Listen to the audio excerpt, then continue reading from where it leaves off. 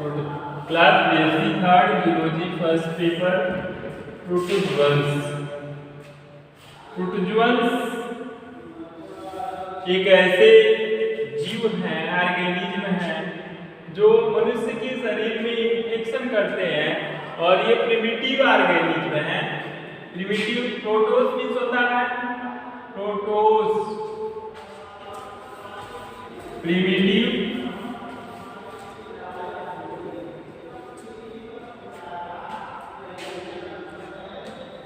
जू मीन्स होता है एनिमल,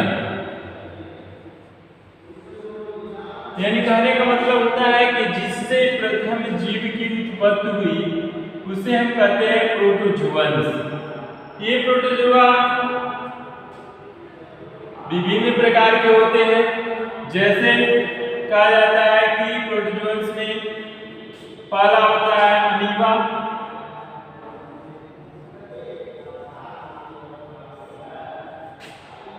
दूसरा होता है अमीबा प्रोटियस,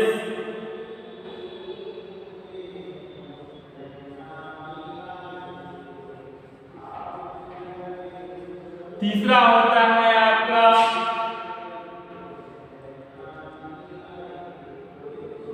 एंटमीबा,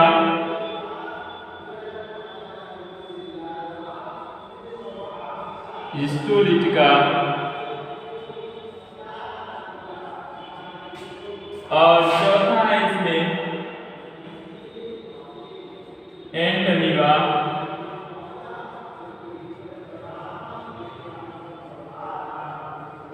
जिंजीवैलिस।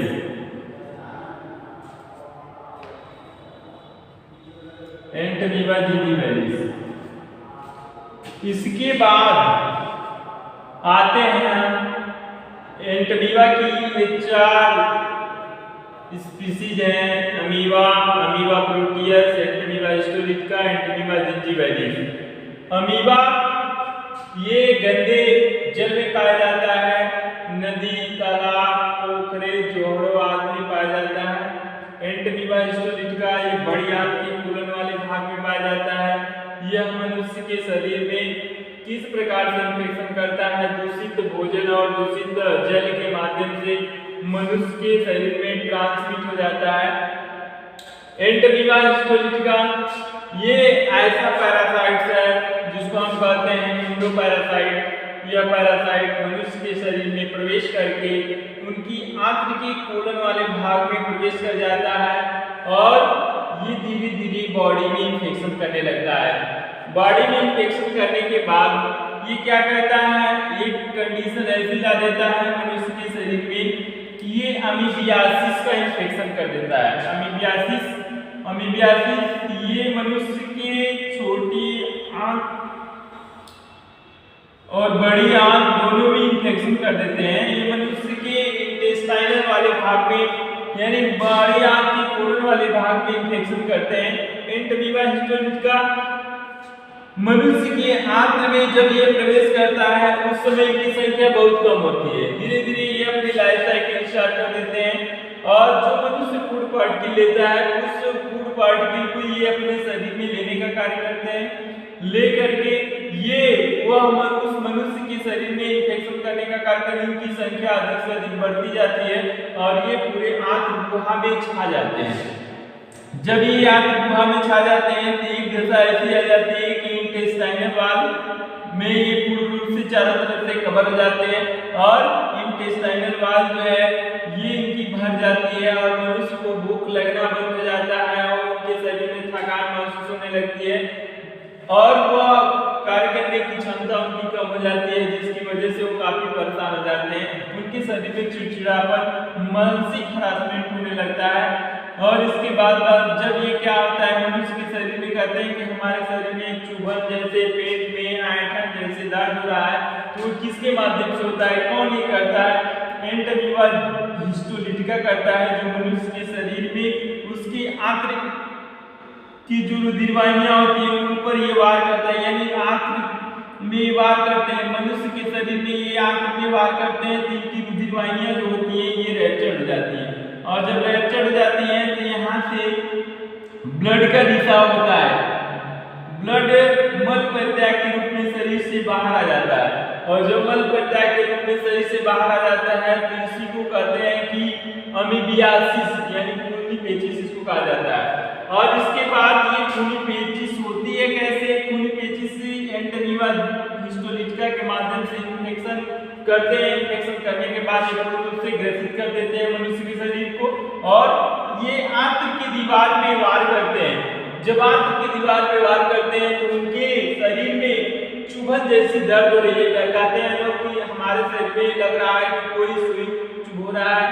और कहा जाता है कि अगर त्वचा में एक नीडल को चुभाया जाए तो उसमें से ब्लड का रिसाव होता है। उसी प्रकार से आंतरिक में जो आंत्र गुहा होती है अगर उसमें से ब्लड क्या किया जाता है, आंत्र की दीवार पे वार किया जाता है, एंटमीबा वार करता है तो वहां से ब्लड का रिसाव होता है और वही ब्लड मल परित्याग के रूप में शरीर से बाहर आ जाता है। तो लोग कहते हैं कि हमको तो खूनी पेचिश हो गई है। खून पेचिश होने का यही कारण होता है कि उनकी आंत्र गुहा या आंत्र की दीवार जो है रैप्चर होती है, उनकी रुधिर वाहिनियां फट जाती है जिससे उनके आंत्र गुहा से यानी रुधिर वाहिनियों से ब्लड का रिसाव होता है और वो शरीर से बाहर आ जाता है और वही मल परित्याग के रूप में ब्लड के रूप में आ जाता है जिसको हम अमीबियासिस कहते हैं या खूनी पेचिश कहते हैं। इसका फर्स्ट एड है कि पहले आप जो है अपने भोजन को ढक करके रखिए और उन इंसेक्ट से बचा कर रखिए।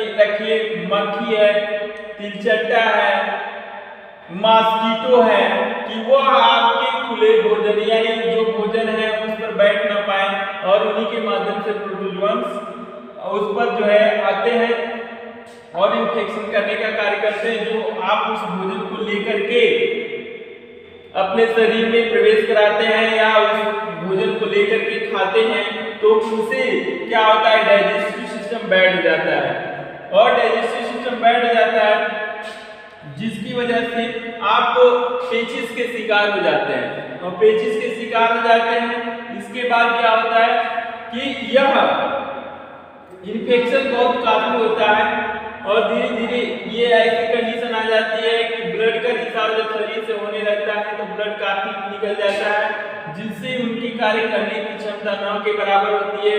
उनकी इम्यून सिस्टम कमजोर हो जाते हैं, प्रतिरक्षा तंत्र कमजोर हो जाता है और वो कुछ कर नहीं सकते। इसलिए डॉक्टर के पास जाते हैं तो डॉक्टर क्या कहते हैं, पहले उनको पानी चढ़ाते हैं और पानी चढ़ाने के साथ साथ उन्हें ताकत की इंजेक्शन भी दे देते हैं जिससे उनके शरीर में पूरे जो डिहाइड्रेशन हो जाते हैं यानी निर्जलीकरण हो जाता है शरीर से तो उसमें उनके शरीर में पहले पानी की पूर्ति होती है और तब तक वो पानी चढ़ाते रहते हैं जब तक आपको यूरिन न महसूस हो यानी पेशाब न महसूस हो तब तक वो पानी चढ़ाते रहते हैं और जब पेशाब महसूस हो तब वो डॉक्टर समझ जाते हैं कि अब इनके शरीर में पानी की पूर्ति हो चुकी है और इसके साथ साथ उसमें दवाओं का भी प्रयोग किया जाता है और दवाएं प्रयोग करके जो है उसमें लगा दिया जाता है जिसके साथ साथ क्या होता है कि वह धीरे धीरे आपकी नसों में पानी पूर्ण रूप से भर जाता है, फैल जाता है और पानी की पूर्ति हो जाती है और उनको जो है वीकनेस कम महसूस होने लगती है। उसके साथ साथ और दवाएं चला दी जाती है। इसमें लूज मोशन में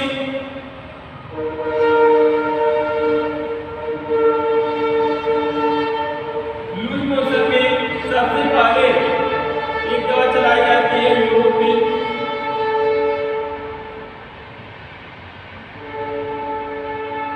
लोमोथेन, दूसरी होती है इंटरकिनान,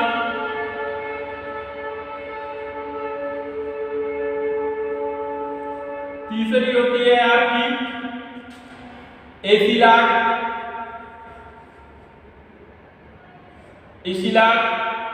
150, एसिलाक 200, एसिलाक DSR, ओसिल 20, पेंटाप DSR तमाम दवाएं चलाई जाती है और लास्ट में जब पूरी पेचिश ठीक नहीं होता है तो उसमें क्या किया जाता है, नॉर्फ्लॉक्स 400, नॉर्फ्लॉक्स TZ का प्रयोग किया जाता है, जो मनुष्य के शरीर को पूर्ण रूप से उनसे इन्फेक्ट होने से बचा देता है। दूसरी बात रही एंटमीबा जिंजीवैलिस। एंटमीबा जिंजीवैलिस ये पायरिया रोग उत्पन्न करने वाला पैरासाइट है, ये भी इंडो पैरासाइट है, जो कि मनुष्य के दांतों के मसूड़ों में जब कोई व्यक्ति भोजन करता है तो उसमें कुछ फंस जाता है, वो सड़ने लगता है, तो उससे जो एंटमीबा जिंजीवैलिस जो प्रवेश कर जाते हैं। और दूसरी बात रही कीसिंग। जब किसी को पायरिया का इन्फेक्शन होता है तो वह किसी को जो है कीसिंग करने का कार्य करता है, तो उसके माध्यम से डायरेक्ट उनके शरीर में ये ट्रांसमिट हो जाते हैं और ट्रांसमिट होकर उनको इन्फेक्शन कर देते हैं। और इन्फेक्शन करने के बाद ऐसी कंडीशन आती है कि उनके दांतों में जब ये प्रवेश कर जाते हैं तो दांतों में प्रवेश करने के बाद जो है ये पता चल जाता है कि एंटमीबा जिंजीवैलिस का प्रवेश हो चुका है, यानी उनको महसूस हो जाता है हमको पायरिया। और एक महसूस कैसे होता है कि उनके मुख से दुर्गंध होने लगती है, दुर्गंध आने लगती है, और उसके साथ साथ क्या होता है कि उनके मसूड़ों से हल्का हल्का ब्लड का रिसाव होने लगता है। जब ब्लड का रिसाव होने लगता है तो पता चल जाता है कि ये ब्लड का रिसाव क्यों हो रहा है। ऐसे पता चलता है कि एंटमीबा जिंजीवैलिस जो है उनके मसूड़ों की रुधिर वाहिनियों को रैप्चर कर देते हैं, और वह उनकी रुधिर वाहिनियों को रैप्चर करके जो है उस रैप्चर कर देते हैं, तो वो मसूड़े दांत को छोड़ देते हैं, एक एक करके दांत बाहर आ जाते हैं। और इस दशा में ऐसा होता है कि जब एक एक करके दांत बाहर आ जाते हैं, वो किसी भी एज के हो, ये छोटे बच्चे हो, बूढ़े हो और वयस्क में हो या किसी भी उम्र के हैं, उनके दांत जो है ऑटोमेटिक बाहर आ जाते हैं। उनके मुख में जो है दर्द नहीं होता है, उनके मसूड़ों से हल्का हल्का ब्लड का रिसाव होता है, लेकिन मुख से दुर्गंध आती है, बदबू आती है। कभी कभी ऐसा होता है कि फूड पॉइजनिंग के कारण यानी जो विषाक्त भोजन होते हैं, ये भोजन अगर मसूड़ों में जाकर दांतों में चिपक जाते हैं, बैठ जाते हैं, तो उसके कारण जो है क्या होता है दांत की इनेमल जो है क्षतिग्रस्त होने लगते हैं, और उनसे जो है काफी आपको परेशानी उठानी पड़ती है। दांत के जब इनेमल नष्ट होने लगते हैं तो दांत खुदर कर टूटकर बाहर आने लगते हैं। इसी प्रकार ये तो इतने प्रोटोजोअन्स थे एक, और दूसरे प्रोटोजोअन्स हैं ये इंडोपैरासाइट के रूप में ये भी होते हैं, जो प्लाज्मोडियम बाइवेक्स हैं। प्लाज्मोडियम बाइवेक्स मनुष्य के शरीर में प्लाज्मोडियम बाइवेक्स कैसे इंटर करता है, कैसे ट्रांसमिट होता है, ये आपको कैसे पता चलता है कि हमारे शरीर में प्लाज्मोडियम बाइवेक्स प्रवेश कर चुका है। यही रीजन है प्रवेश करने का कि मनुष्य के शरीर में जब मादा एनाफिलिस मॉस्किटो आपके ब्लड को सक करती है, उसी समय उसके स्टमक में वो पैरासाइट ऑलरेडी पहले से उपस्थित रहता है, और जब ये ब्लड को सक करती है उसी समय क्या करती है आपके शरीर में प्लाज्मोडियम बाइवेक्स को छोड़ देती है। जब प्लाज्मोडियम बाइवेक्स को छोड़ देती है तो वो प्लाज्मोडियम बाइवेक्स अपनी लाइफ साइकिल स्टार्ट कर देते हैं। अपनी लाइफ साइकिल जब स्टार्ट करते हैं तो पता चलता है कि आपके शरीर में जब वो प्लाज्मोडियम बाइवेक्स को छोड़ती है तो वहां पे कुछ एलर्जिकल होने लगते हैं, कुछ लाहट होने लगती है। और प्लाज्मोडियम बाइवेक्स जब इन्फेक्शन कर देते हैं यानी बॉडी में जाते हैं तो आपके शरीर में WBC और RBC दो कल्चर्स कोशिकाएं पाई जाती हैं।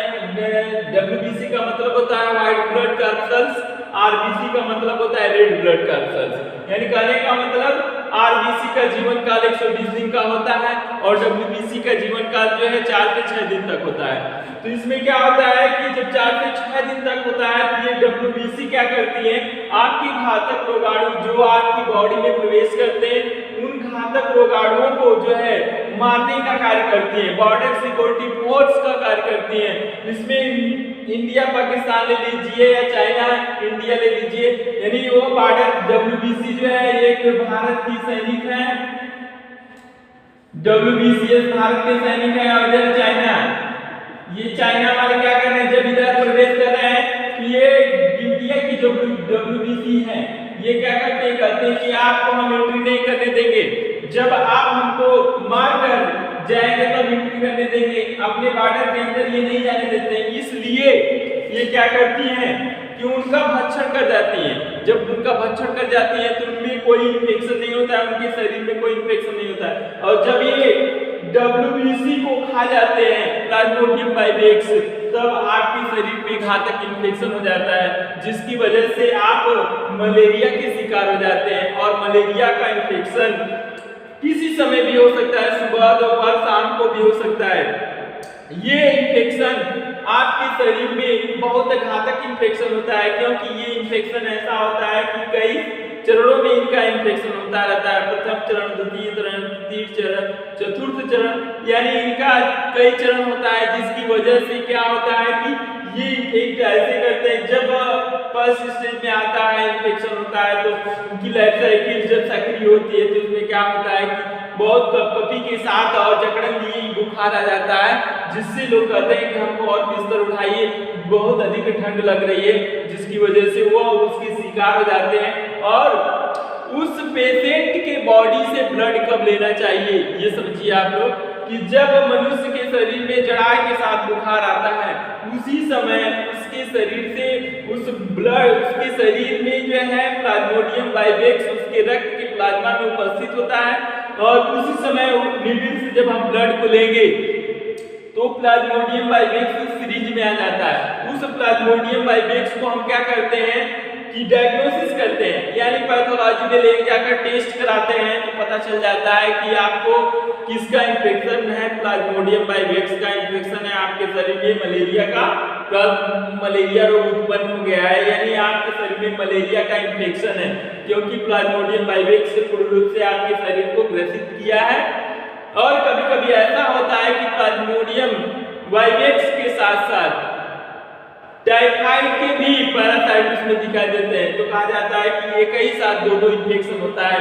और दोनों इन्फेक्शन होता है तो डॉक्टर क्या करते हैं, पहले ब्लड टेस्ट करा देते हैं, उसके बाद जो है क्या करते हैं, दवा चलाने का कार्य करते हैं। दवा जो है फर्स्ट स्टेज में रहता है तो कहते हैं डॉक्टर की 14 दिन आप दवा खा लेंगे तो सही हो जाएगा। सेकेंड स्टेज होता है तो 21 दिन, 21 से 28 दिन, 28 से जो है ऐसे जैसे जैसे इन्फेक्शन बढ़ता जाता है वैसे वैसे दवा डॉक्टर चलाते जाते हैं कि आपके शरीर में वीकनेस ना हो और आपके शरीर में जो पैरासाइट इन्फेक्शन किए हैं वो दूर हो जाए।